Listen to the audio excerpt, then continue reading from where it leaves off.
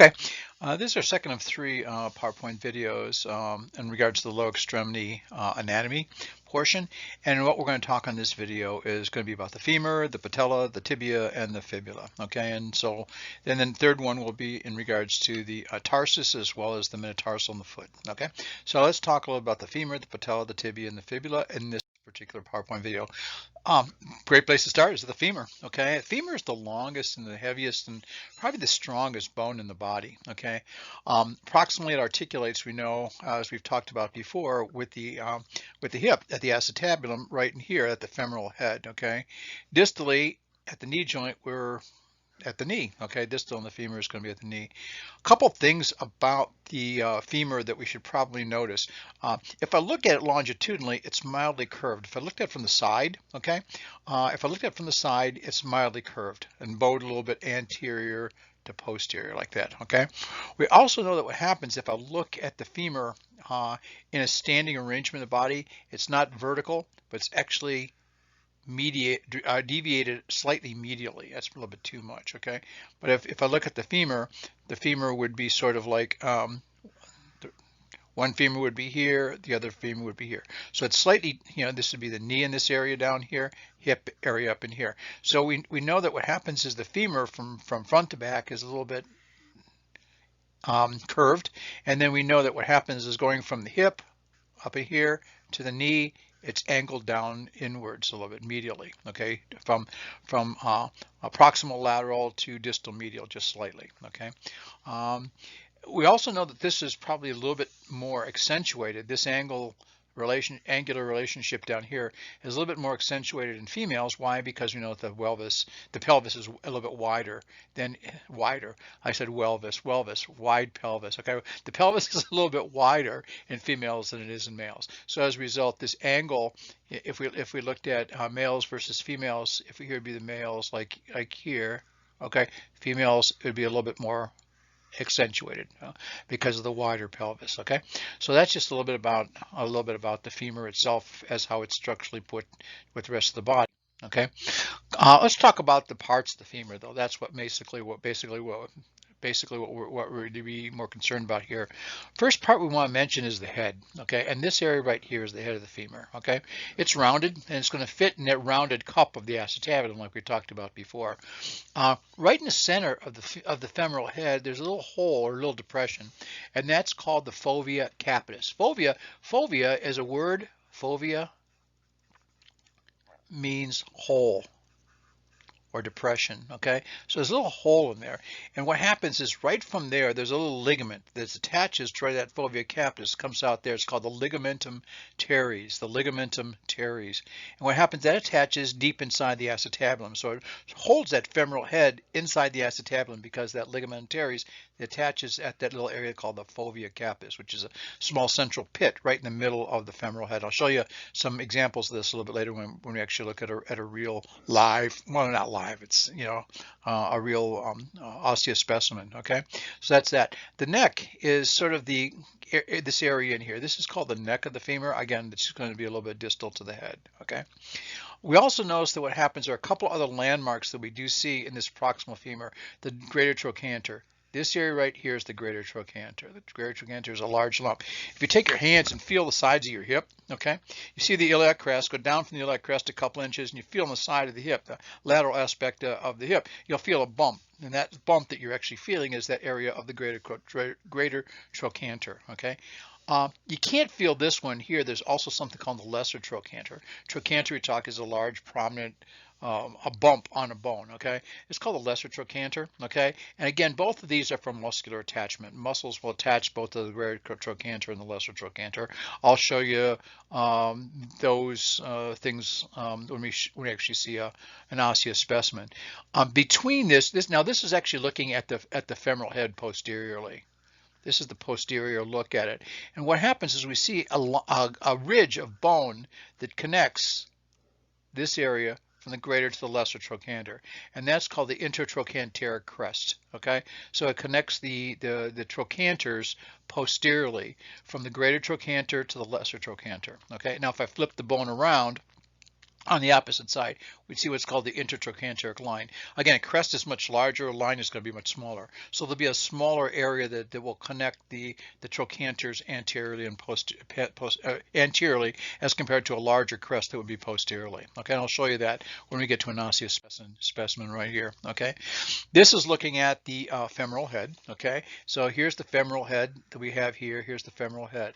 Now, if we were to guess, this is posterior and this is anterior. Okay, obviously what we see here, here's the greater trochanter, here's the greater trochanter here, trochanter, here's the lesser trochanter here, here's the lesser trochanter here. Okay, if we look at this, there's a large ridge right there. That's that intertrochanteric crest that sits back in there. On the other hand, this is on the anterior. What we see here anteriorly is the intertrochanteric line, which is much smaller. Okay, so anyway, that's just looking at the area of the proximal femur. Let me get rid of those things so I could actually look at those without my drawings here. Okay, the one on the left is posterior. The one on the right is anterior. Okay, so we can see the line. We can see the crest, okay, going from the greater to the lesser trochanter, okay?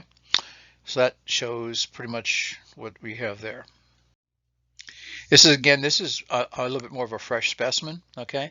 And basically, I guess this was looking intertrochanterica, okay? That's maybe that for our Spanish friends. Anyway, when we look at this particular image right here, here's the greater trochanter, okay? Here's the lesser trochanter. That's not shown very well. Let's do it this way. Lesser trochanter right here. And again, that area between the two is going to be the trochanteric crest. Okay, trochanteric crest. Okay. If we look anteriorly, okay, we see our greater trochanter here. We see our lesser trochanter, and here's our intertrochanteric line, much smaller. Okay, crest is very big. Trochanteric line is much smaller. So these are more fresh specimens, okay? Also, I could tell this is posterior because this down here is called the linea aspera, which we'll talk about in a little bit, which comes right down from the middle portion of the trochanteric crest. Here's a tertiary trochanter, but that's usually not a big deal, okay? So this is the head of the femur, okay? Here's the neck area in here. Here's the neck area in here. Greater trochanter, lesser trochanter, trochanteric crest, trochanteric line. Okay, should be pretty easy to figure that out. Let me get rid of all these drawings so you can actually go ahead back and look at those. So you got those all squared away, so you should be able to identify all of those. Okay. The femoral shaft is what we have here. Now what happens is inferior to the trochanteric crest, okay, is we have that area, that tertiary type area, which is basically what we see, that tertiary trochanter, which is basically that gluteal tuberosity. It's just a little bit larger, more prominent area. What's the gluteal mean? Yeah, the butt muscles, gluteus maximus, medius, and minimus. And basically that gluteal tuberosity is for muscular attachments. It's back in this area right here, okay? But what's more important on the posterior aspect of the femur is this thing called the linea aspera.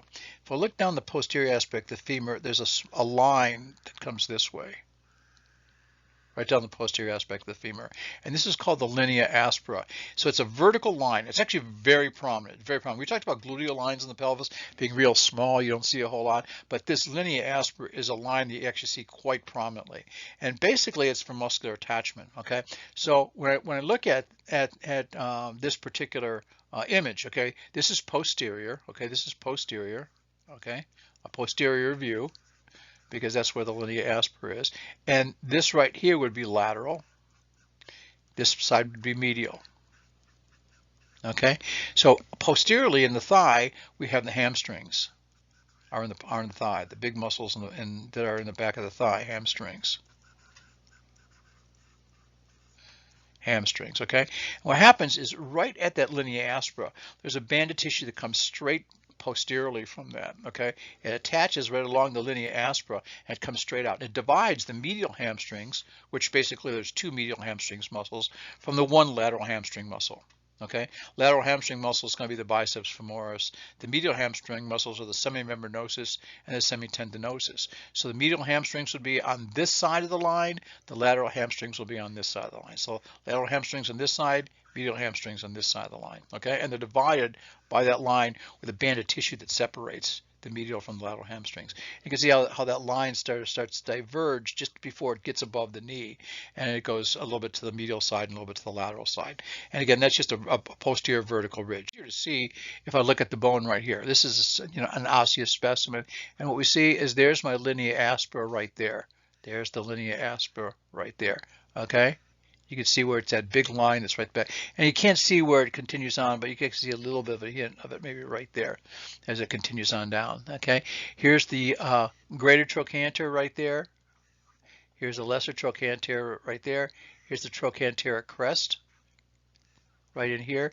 This would be that gluteal tuberosity right in that area, but that's what we see. Also, you get, when we mentioned earlier that how the femur is just a little bit curved. And we can actually see a little bit of that curve. We're looking at it not totally posterior, but a little bit from the side. You see there's a little bit of a curve like this. So this would be anterior and this would be posterior. Okay, so it's curved a little more concave on the posterior side by the linea aspera, a little bit more convex on the anterior side towards the front of the shaft of the femur, or the diaphyseal region of the femur, okay, which is a good word for you. This is again looking at both anterior and posterior, looking at the femur.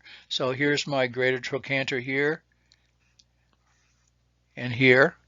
Here's the lesser trochanter sitting right there and right there. Femoral head sitting right there and there. Femoral neck right there. Okay, here's the intertrochanteric crest, and then here is a very faint line. Posteriorly, we see the linea aspera coming down this way, and it divides going this way and goes this way. You can actually see pretty well here. If I erase that, you can actually see that pretty well. So if we look at, here's the linea aspera right here. You see how it divides right there and it divides right there. So you can see that. These are the femoral condyles. We'll talk about those in a minute, okay? There's a little notch in here, and guess what sits in there? The cruciate ligaments sit inside there. They attach the tibia to the femur right in this area, okay? In that area. This is anterior right here, so this is the one condyle. It's the one condyle over here. Here's the other condyle over there.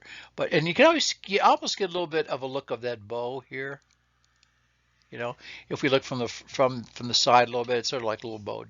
So you see from anterior to posterior, there's a little bit of a bowing of the femur, and that allows a little bit of a buffering. Okay, if the bone was perfectly straight, you'd land on it and it would probably shatter, because what happens is bone would be compressed right against bone. But if it's bent a little bit, it's able to actually compress on itself, almost a little bit more spring-like fashion. Okay. Let's talk about the distal femur now. Here's a distal femur, okay, and basically pretty much what we talked about. This right here is posterior. This is anterior, looking at right here, okay. So what we have is our medial and lateral condyles. Medial and lateral condyles, okay.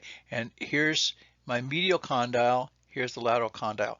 Medial condyle is usually just a little bit larger than the lateral condyle, okay. A little bit larger and a little bit longer than the lateral condyle, okay? You can actually look over here, you get a better impression that the medial condyle is a little bit bigger than the lateral condyle, okay? That's looking from the anterior view over here, and this is looking from the posterior view over there. So those are called the condyles, and they're the rounded edges on the rounded bumps at the end. So condyle would be those things, as we particularly talk about condyles. We have the medial and lateral epicondyles. So here's a medial epicondyle, lateral epicondyle, medial epicondyle. Epi means upon, and the area that's upon the condyles is called the epicondyles. And again, that's an area for muscle attachment, just like we saw in the elbow. We talked about that earlier in the elbow, okay? We have what's called the intercondylar fossa, okay? And this is this posterior depression. Let me get rid of these lines so far, okay? And the intercondylar fossa is this area right in here, okay? Sort of a little gap in there. It's that depression, and it creates an area again where those cruciate ligaments will attach inside the knee joint at that point. Okay, so that's called the intercondylar fossa. Okay, that's going to be posterior. If I look anterior, I don't see it. Okay, I don't see it at all. But what you see anteriorly is the patellar surface. This right here is the patellar surface. It's right there. And that's where the patella or the kneecap is going to have there's going to be a smooth area right here that the patella is going to be able to slide up and down on. If I looked at it from the top, okay, if I had an eye and I'm looking down this way on it, okay, what happens is you see that patellar surface is like this. And I'll show you an X-ray that'll show you that patellar surface a little bit later. We get what's called sometimes you get what's called a sunrise view, and it looks like the sun coming up between two mountains. And I'll show you what that looks like. You'll be able to see that little area it's sort of like a V-shaped area in there. Okay, so that's what we see with the distal femur. Let's look at this now. Okay, now so here's medial, lateral, medial, anterior, lateral, and posterior. Okay, so this area would be the area of my medial condyle. Epicondyle would be this area right here. And if we look anteriorly, which femur is this? Which one is this? Well, this is going to be the larger condyle, so that's going to be the medial condyle, and here's the lateral condyle. So if I'm looking at that, that's actually my right femur. So this is the right side. Okay, so if I turn it around, so we're looking in the front, so let's turn it around so the posterior portion is facing backwards, and a medial would be on the medial side, so this is the right femur at this point. Okay, so then what happens is here's the lateral condyle over here, and this is that intercondylar fossa right down in here. Okay, intercondylar fossa sitting right there. You see how if you look inside, there's all these little holes inside there. Let me get rid of my drawing in there. Look at all those holes. That's so that the cruciates have a place to attach to. Okay, they could dig deep down. The fibers can actually be sort of embedded within the bone a lot easier at that point. Okay, so that's what we see in regards to looking at the distal femur, osseous wise. Now I got this, and I thought it was actually sort of a nice, interesting picture. Looked like a relatively fresh specimen. We see my medial condyle. See how much bigger it is? You know, here's the medial condyle, quite large. Here's the lateral condyle, that's smaller. Here's the intercondylar fossa. Okay. Here's the medial epicondyle, obviously in this area up in here. So here's my medial epicondyle. Here's the lateral epicondyle.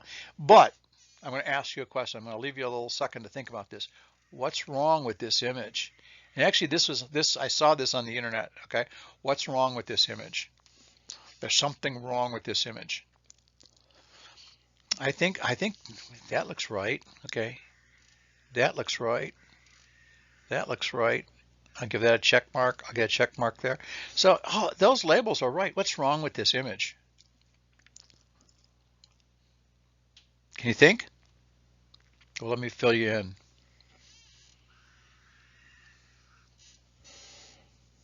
That's a hint. That can't be the patellar surface. It can't be the patellar surface. Why? Because the patellar surface is anterior. This is definitely, without fail, a posterior image. This is looking from behind. Okay? And since the patella is anterior, that's wrong.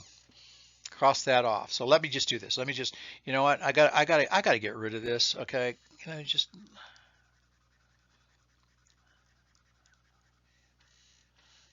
Okay, now I feel better. I'm a Virgo, and those things like that, when they're like that, they bother me anyway. So we know that that's wrong. So everything is C, and this came from an educational site that was sharing information, and somebody should be fired. Okay, because basically it's wrong. Okay, so that's wrong with that image.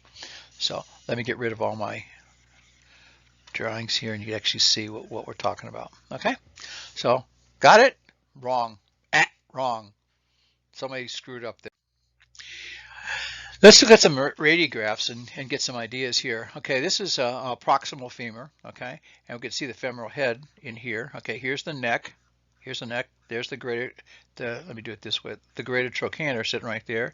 Here's the lesser trochanter. Okay, you can see a little bit more whiteness in this area, and why? I can't really see that's either the line or the crest, but what happens is they overlap each other. Superimposition again, and as a result, you know, that's why it's a little bit whiter there. If you look down here, this is cortical bone. This is the diaphysis of the femur. Cortical bone from here and here and here. So cortical bone, and that would be that cancellous or trabecular or endosteal bone. Okay, is going to be sitting inside there. Medullary cavity bone. Acetabulum would be up in here. Okay, here's the ischium. Here's the obturator foramen. Here's part going up towards the ilium. So we all know that stuff. Piece of cake. Again, this is just looking at another image that shows everything here. You can see that I wish they wouldn't have, I wish in this image they would not have put this line all the way to that point, because actually the line's inside the fovea and you really can't see it. They're doing what I do when I draw all these lines and all these pictures, and so I have to erase them so you can see. You can actually see there's a little dent inside there. You can actually get an impression, that if I look at this area, there's like a little dent, right inside that area right there, and that'd be that fovea capitis. Okay, and that fovea is again where the ligamentum teres, okay, attaches the head of the femur to the inside of the acetabulum. Here's the femoral head. I agree with that. Femoral neck. I agree with that. Intertrochanteric crest. Yeah, probably is most of it. Although the line is behind it, so I really can't say for sure. But they're both in the same spot: the greater trochanter and the lesser trochanter. Femoral shaft. Everything else on this is fine. So I'm happy with that. Not a problem. So let me erase this. If you want to look at that a little bit more, you could look at that. Okay, 5, 4, 3, 2, 1. Next one. Okay. Again, this is looking at a kid. Okay, an infant. Okay, and you can see if you look at the femoral head. Femoral head. Here's my primary center of ossification, which is the shaft, the diaphyseal region, and I have a secondary center here, which is going to be around the knee, and a secondary center here, which is basically the head. Okay, and you can see and you can also see where the pelvis still hasn't come together. So the acetabulum is still open up in that area. So this is just a juvenile hip. Okay, it's going to eventually progress to what we know that hip is going to look like down the road. Okay, and that's just again primary and secondary ossification centers. This area would be an area where the growth would be same as in here, which this actually is a problem. Okay, let me just mention that right now. What happens is sometimes it happens more in males than it does in females, and you might see this radiographically. And what happens is, for some reason, that growth plate doesn't work very well, and allows the head, it allows this part actually to slip off the area of the femur down here. So instead of the head, that little extra bone being here, and it slips off. So all of a sudden now I have the head here, and what happens is the rest of the femur comes up like this. It's called a slipped capital femoral epiphysis, because that area in here, that gap between is the epiphysis, slipped because it's moved, it's slipped off. Capital means the head. Okay, femoral because of the femur, and it's through the epiphysis. It's called a slip capital femoral epiphysis. What they actually do with these kids, if they find them, usually males and usually overweight males, okay, overweight juveniles, and what happens is as it slides, they get this. They frequently, and this is another weird thing, is a lot of times they don't complain as much of hip pain, but they complain of knee pain. They get referred pain. That if they complain of pains in the knee when actually the problem's in the hip, and that has to do with nerve, sort of like where the nerve would be coming from. So they get the feeling like it's in the knee, but it's really basically in the hip. And what they do is basically they take it, they get the femur lined up, and they run a screw right up through the neck of the femur and into the head to get the head back on top. If they don't, that head will die. Okay, because what happens is the head, like this, gets his some of it can't get his blood supply across the epiphyseal plate. Why? Because the epiphyseal plate is cartilage, and blood vessels aren't going to go across cartilage. Cartilage is avascular, so it has to go through the area of the head. How does it get through the head? Through that ligamentum teres and that through the fovea capitis. So it starts to lose the blood supply, and eventually, if it turns out that head dies, then it's a big problem. Okay, and this is not unusual. If you look at your slip capital femoral epiphysis, and aseptic necrosis of the femoral head. Now, what happens with aseptic necrosis? What color is aseptic necrosis? We talked about this. White. The bone, the head will all of a sudden become very white as it's starting to die. Okay, why? Because we've lost all the organic components of it, and as a result, all that's left is the mineral, and the mineral is going to give it that white appearance. Okay, let's talk a little about the patella here. And the patella, or the kneecap, is a small triangular bone. It's a sesamoid bone. Again, it looks like a sesame seed type thing. It's enveloped in the quadriceps. The quadriceps, if I was to look at the patella here, the quadriceps come and attach to the top portion of the patella, like here. And what happens is the tissue from the patella embed itself, or excuse me, the tissue from the quadriceps embed itself in the top half of the patella. Then what happens is that continues on as the tendon, like, let me draw it a little bit darker, it continues on with the tendon. It comes from the inferior pole of the patella.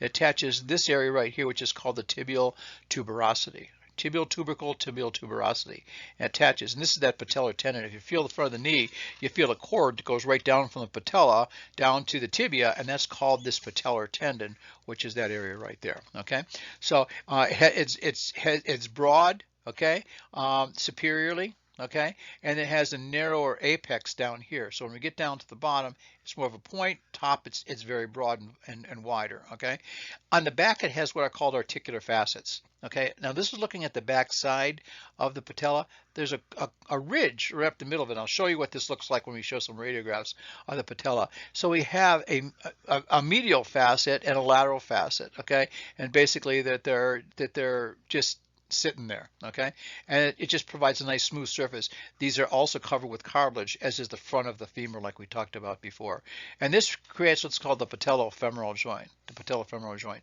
The reason why we have that patella is it just makes the quadriceps more efficient. The quadriceps are muscles that work against gravity. Okay, in other words, when I'm standing up, I have to lift my body weight. And how do I stand up? My knees extend. What extends the knee? The quadriceps. So the quadriceps are working against gravity. So they have to maximize the strength and power by taking the patella and moving the patella a little bit away from the surface of the femur. It increases the strength and increases the mechanical advantage of the quadriceps, makes them work better. Okay, and that's basically what we have. Also, it helps to control the patella, so it slides inside a groove on the anterior aspect of the femur, which I'll show you in just a minute. Okay, this is just looking at the patella. This is just looking at the patella. Okay, and you can see how we have a wider. This is proximal. This is distal down here. It comes to more of a point distally, where it's wider proximally. This is looking at the back, and right up the middle, there's going to be a ridge. Okay, this would be the medial patellar facet. This is the lateral patellar facet. And again, this is all covered. This is all covered with cartilage on there. So it allows it, and it's actually a joint, a patellofemoral joint that allows the patella to slide. Okay, now this is just looking at an X-ray, looking at the patella. So now we see our distal femur at this point. So let me just draw some things. Here's the patella right here. See the patella right there? So there's the patella sitting right there. And here's the condyles. That's the medial femoral condyle.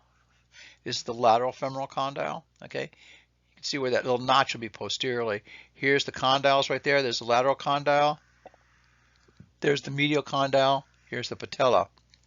Now, if you look really close, you'll see right here, it's a little bit whiter right here and a little bit darker right there. And the reason why is that's where the tendon is, because this is the tibial tubercle right there. So you can actually start to see, and this area up in here would be all quadriceps. This is actually dark back here because that's part of the joint space. Okay, so that's what we see in regards to the patella. Again, if I look at the patella, you know, you sort of sometimes have to look for it, because again, it's just a very shadow. Why does the patella look like that? Superimposition. I want you to continue to use that word as much as you can. You know, I was thinking of naming one of my kids Superimposition, but super was a little bit too much to have them live up to, so I figured I better not do that. But anyway, but that's just looking at the patella as it looks. This would be called, this view right here. Okay, this would be an AP knee. And again, when they shoot an X-ray, they describe it according to the direction of the beam. So if it's running from anterior to posterior, they'd put the film behind the knee, and then so if the film would be here, the leg would be here, and the X-ray tube is out here, patella sitting out there, it's going from anterior to posterior in the leg. They call that an AP knee. This one's coming on the lateral side. This is a this is going to be a frontal plane. So I should remember frontal plane. This is a sagittal plane. sagittal plane, and basically, or this is called a lateral X-ray. This is a lateral X-ray, lateral versus AP X-ray on the left. Okay. Now this is what I was talking about in regards to looking at the way the patella is. Here's the patella. Here's the patella right here. So this is the patella right here, and here's the posterior articular surface. Here's the anterior. We're looking down the knee. In other words, looking from the top down the knee. So we're seeing the patella in silhouette, okay? And this is the anterior portion of the femur, the femoral condyles, okay? And so you see how there's a little depression right between the two,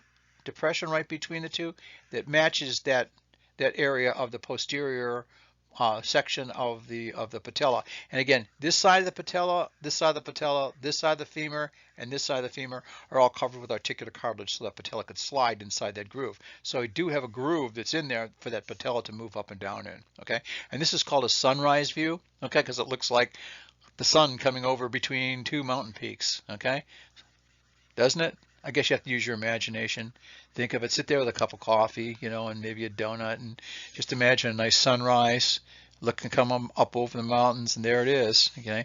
Or it could be like an alien spaceship or a flying saucer or something like that over the mountains. I don't know, whatever. But anyway, you get the hint, okay? This is, again, looking at the knee. This is a juvenile knee, okay? Well, how do I know it's a juvenile knee? I'm waiting for an answer. Okay, you know. How do I know it's a juvenile knee? It's a growth plate, growth plate, growth plate, okay? And the growth plates will close at a certain age. So you know that's somebody that's young, okay? So that's just, here's the patella sitting right here.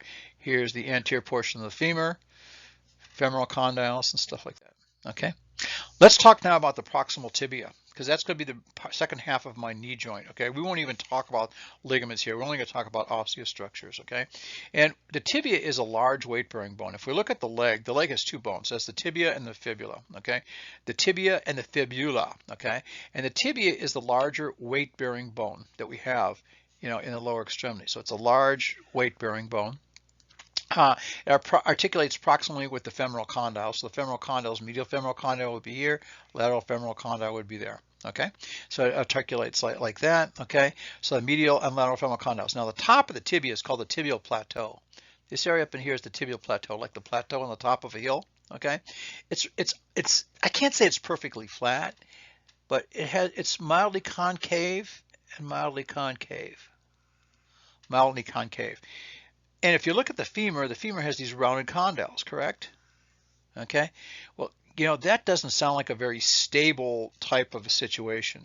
Okay, doesn't sound like a stable situation. So what happens is on the top of the tibia, okay, on the top of the plateau here, and the top of the plateau here are two things called meniscus, a menisci. Menisci would be plural, meniscus would be singular. And basically, if I was looking down from the top, these menisci are pieces of cartilage that are sort of C-shaped. And they're really thick on the outside. So if I looked at them from the side, they'd be really thick on the outside. As they get closer to the center of the joint, they get thinner. So here in the center of the joint, they're thin. Here on the outside, they're thick. And what that does, that deepens the socket like this. So now the knee is a little bit more stable inside there. When they talk about torn meniscus, basically they get a rip or tear somewhere along the meniscus. Okay, so that's just looking at the medial and lateral condyles and the tibial plateau. Again, it's only slightly concave. What makes it bigger is these menisci, which are thicker on the outside and thinner towards the middle. And so the center, the most round portion of the femoral condyles are going to be right in here and right in here. Here's looking at you, okay? So that's what's inside there, okay? So that's the femoral condyle. So let's get rid of that stuff, okay? Between the tibial plateaus, we have what are called the intercondylar eminence areas, intercondylar eminences, okay? And they're between the tibial plateaus. There's two little bumps right in here, okay? Hard to see right through. You'll see a little bit better later on when we show some osteostructure. Two little bumps inside there, okay? And those two little bumps in there are called the intercondylar eminence. So what happens is that intercondylar eminence allows the cruciate ligaments someplace to attach to. Cruciate means cross. Okay, like crucifix. Crucifix is a cross. Okay, cruciate means cross. So what happens is they start out. You can see them right here. little area that sticks up right there, and a little bit area right there. There's two of them, medial and lateral intercondylar eminence, and basically between the tibial condyles or between the tibial plateau on both sides, and basically that's the area for where the cruciates will attach to.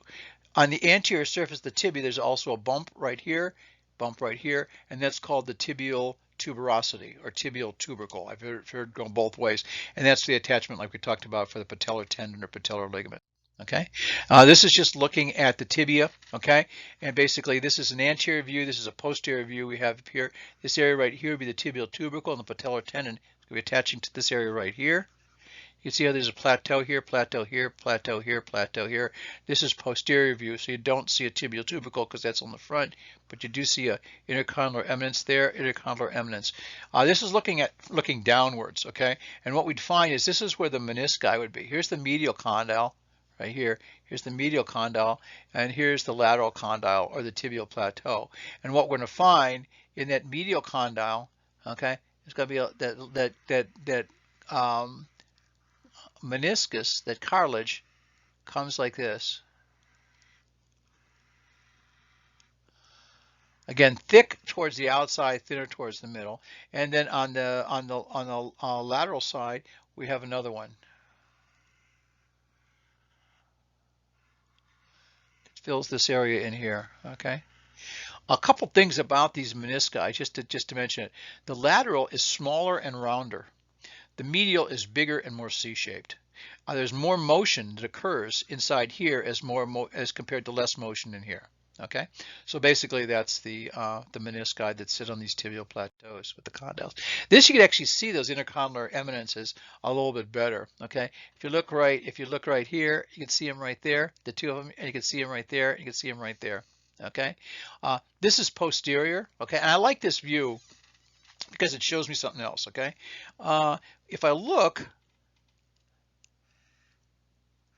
see that right there, and you can see sort of like, get a little impression right here. See it says SL?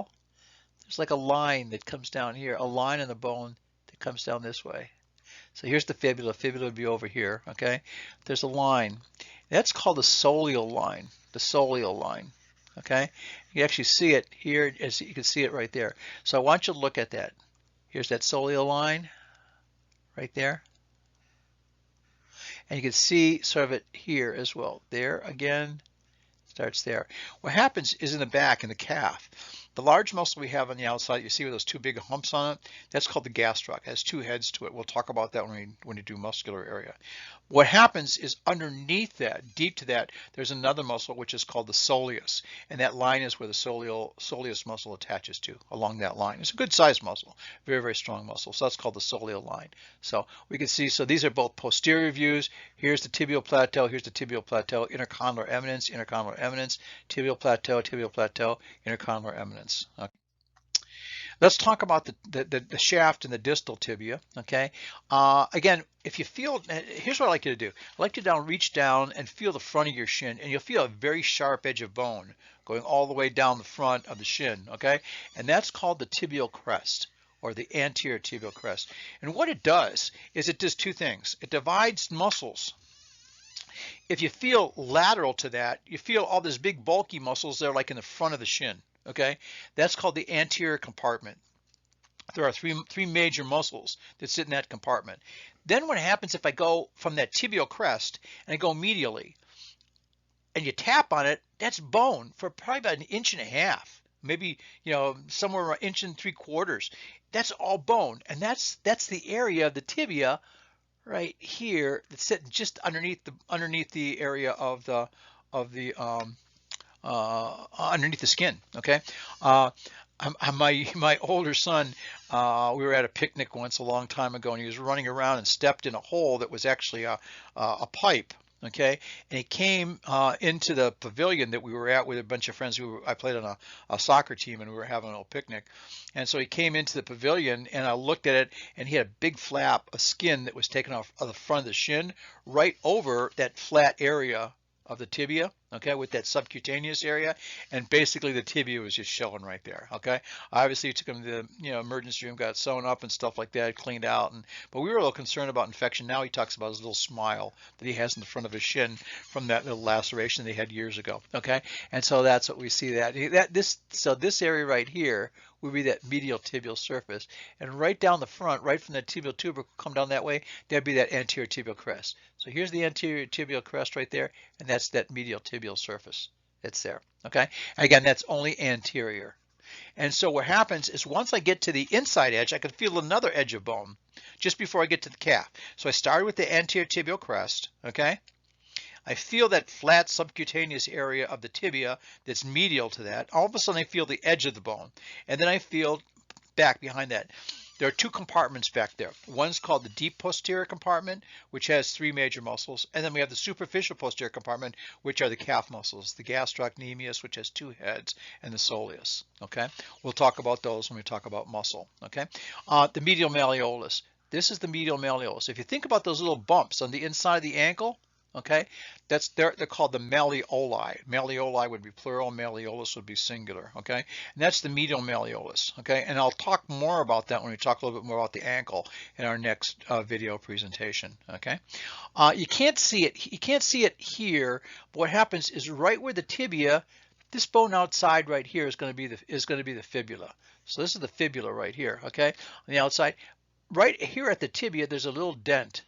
And that's so that this portion of the fibula has a place to sit into, okay? And that's called the fibular notch, And what happens is, if we look at that fibular notch, okay, and something I should probably mention, and you can see right here, okay, I'm gonna make a circle around it so you're able to see it, okay? Circle around it, okay? That's the area of the fibular notch. And if you look inside there, that circle, see that little white area that I've drawn a line to, an arrow to? That's called the anterior tibiofibular ligament. When you hear somebody who has a high ankle sprain, that's the ligament that goes. And the problem is that holds the fibula, which is the lateral leg bone, to the tibia, the medial leg bone, that creates an upside down U, okay? And allows the ankle joint to sit inside that upside down U. When we rupture or stretch or rip that ligament, the fibula could actually move out a little bit, which creates instability in the ankle. These are a bear. They're a bear. They're horrible. They're actually nasty. They take a longer time to heal. Most ankle sprains could heal in a couple weeks. These will take a couple months to heal. So when people have a high ankle sprain, that's the ligament. X marks the spot. That's the ligament that goes, and it's very difficult to treat. Okay, because every time you pull your foot up, it takes the talus, which is inside there. It's a bone that sits right inside there. You take the talus and you force the talus against that, and it forces the fibula out. And we talk about how a bone needs to be stable for bone to heal. Same thing with a ligament. If a ligament's constantly moving, then what's going to happen? It's going to rip apart all those little fibroblasts that are trying to knit it together, and it doesn't work very well. Okay, so anyway, that's called the that's the fibular notch, and that's the distal tibiofibular joint, and that creates a little area right here, which is called the plafond. Okay, if I look at the tibia right here, okay, there's a little flat area right there. Okay, and that's called the tibial plafond. Plafond, I guess, is a French word that must mean ceiling. Okay, and that's what that is. Okay, that's the distal tibia, the tibial plafond. Let's look at this here. Here's the proximal portion right here. This is posterior. Here's that soleal line, the beginning of the soleal line right there. Okay, here's the intercondylar eminence right there. Here's the medial tibial plateau. Here's the lateral tibial plateau. That's proximal. This is where the tibia and the fibula are attached right here. Okay, there's a little ligament that will hold those, a proximal tibiofibular ligament. This is the distal. So here's that medial malleolus. Let me do something a little bit darker with that. Here's the medial malleolus right there. Okay, here's that tibiofibular notch right there, and this is the area where that tibiofibular ligament would be sitting. Actually, it's the wrong way. I did it wrong. My fault. It'll sit like this. Okay, inside there. But what happens is the most important thing that we have to think about with this ankle, it creates a level of stability. It creates a level of stability because the ankle joint now is an upside down U. So it creates almost like a hinge. So if I have a bone that fits, inside that upside down U, the ankle has a little bit of stability. Couple things is the distal fibula is further down than the distal tibia. Feel it. If you feel your ankle and feel the bump on the medial side, which is the medial malleolus, which is this puppy, okay? If you feel the bump on the lateral side, which is the lateral malleolus, which is this area right here, which one, tell me the difference between the two. Just think about it. Just feel them right now. Feel them. Go ahead. Go ahead. Take your time. Feel them. But I'm going to give you the answer. If I look at the medial malleolus, the distal tip right here, and compare it to the distal tip of the fibula is more distal. It is, unless you're strange and weird. So you won't admit to it if that's the case. The distal fibula is more distal. Also, the fibula is a little bit more posterior, a little bit rotated behind. And that's why when we walk, our feet are out a little bit, because this upside down U is angled a little bit more laterally. Okay, so it allows us to walk with our feet in outright, which actually increases our base of gait, which makes us more stable as compared to our feet going straight in. Okay, I toe in. I'm an in-toer. Both my boys were in-toers. I think it's sort of attractive, but that's only because it's me. Okay, but anyway, that's that. So that's the distal tibia we see over here with that ankle mortise. Okay, this is just again looking at the tibia, that we see, and here's that medial malleolus we talked about. Here's the medial malleolus, and that would be the area of that tibial plafond and stuff like that. This is anterior. Here's the area of the tibial tubercle. There's the area of the top of the tibia, the plateau, and stuff like that. So that's what we see there. This is again looking, and this came from that same site. So actually, this one is not bad. Here's my medial malleolus. Okay, you can see it right down there, medial malleolus. Here's that area of the tibia. This is the area where the fibula would be attaching right in there. This is that area of the tibial plafond. Okay, we're seeing right in there. Okay, you can look at the X-ray. You can see it up there. We'll show you some better X-rays in a minute. Okay, fibula. Tibia was exciting, femur was exciting, fibula, it's another boring bone, okay? It's basically mostly for muscle attachment, except for, we have to worry about these two areas. This area up here is attached to the tibia proximally. This area down here is attached to the tibia distally, and they provide a significant amount of stability, okay? So we know this fibula is the smaller bone, it's lateral. Remember that, lateral. Fibula is lateral, tibia is medial. Fibula is smaller, tibia is bigger. We have the head up in this area, so the head's this area right here, okay? And that's that proximal tibiofibular joint, where it's attached to the tibia proximally. This area in here is the shaft of the diaphysis.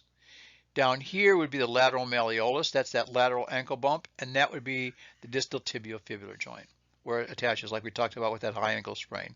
That's what we see. So other than that, the fibula is actually almost like a quadrangular. It has like 4 sides to it, but they spiral around a little bit, and it's really difficult to figure. If I put a fibula on the table and say, is this left or right, it's going to be really difficult for people to determine. The head is a little bit rounder, and the distal portion is a little bit more like this, where the head is much more round, okay? If you feel on the lateral side of your knee, okay, just below the ankle joint, you could feel a bump out there, and that's the head of the fibula. When you get down below the head of the fibula, you lose it, because it's all covered over by muscles, and those are what we call the lateral muscles or the perineal muscles, which we'll talk about when we talk about muscles in a later video. That's the fibula, really exciting.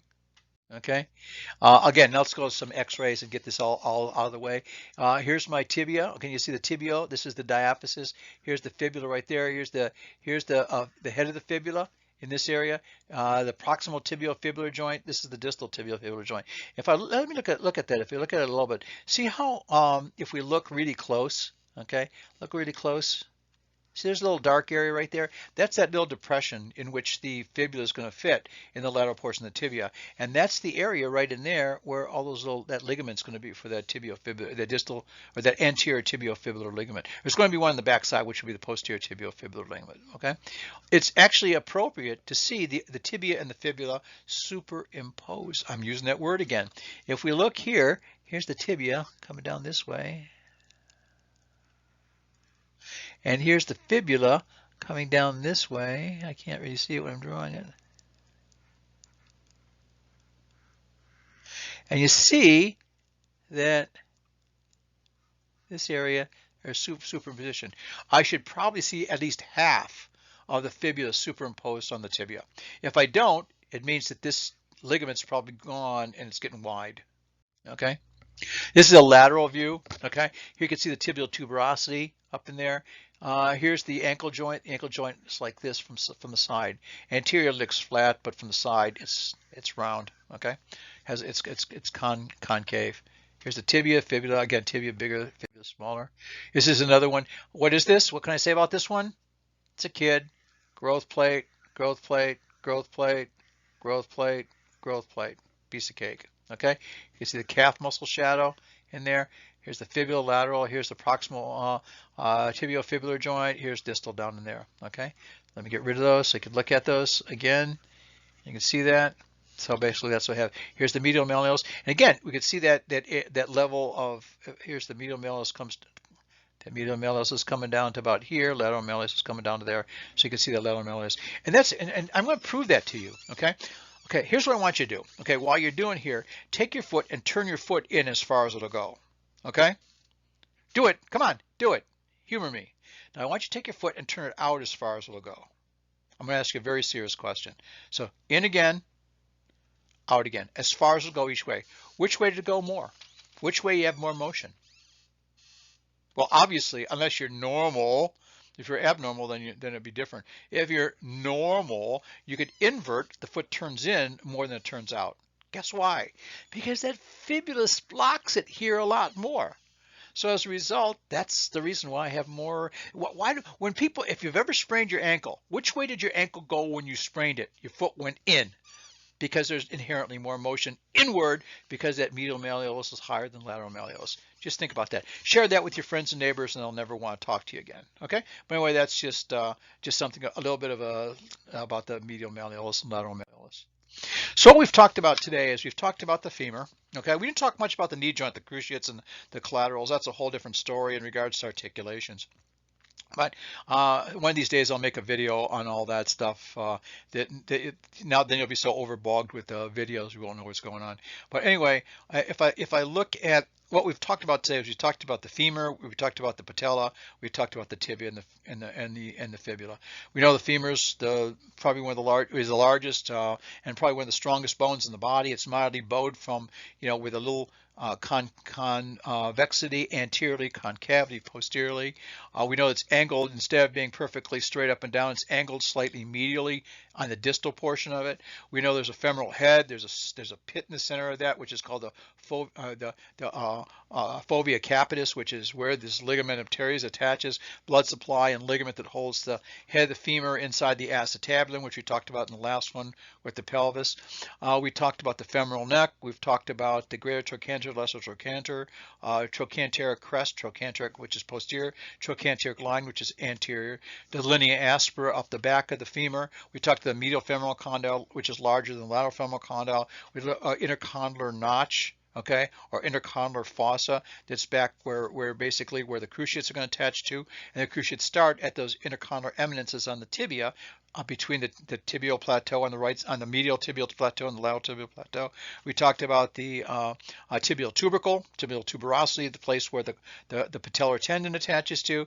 We talked about the patella, how it's more V-shaped on the back, it's rounded anteriorly, and it sits in that groove in the femur. We talked about the distal tibia with the tibial plafond and the upside down shaped joint, which is called a mortise.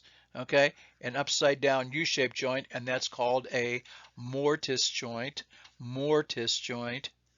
A mortise joint. Okay, I think I would remember that, a mortise joint. So that what happens is when we talk about the ankle, you're going to see how the bone, the first tarsal bone, which is called the talus, fits right inside that ankle mortise. Okay, so those are the things we talked about today. If you, again, as always, if you have any questions, make sure you let me know. Send me an email or whatever the case may be. And if you don't have any questions, as I always say, be safe and be healthy, and we'll talk to you with our next video.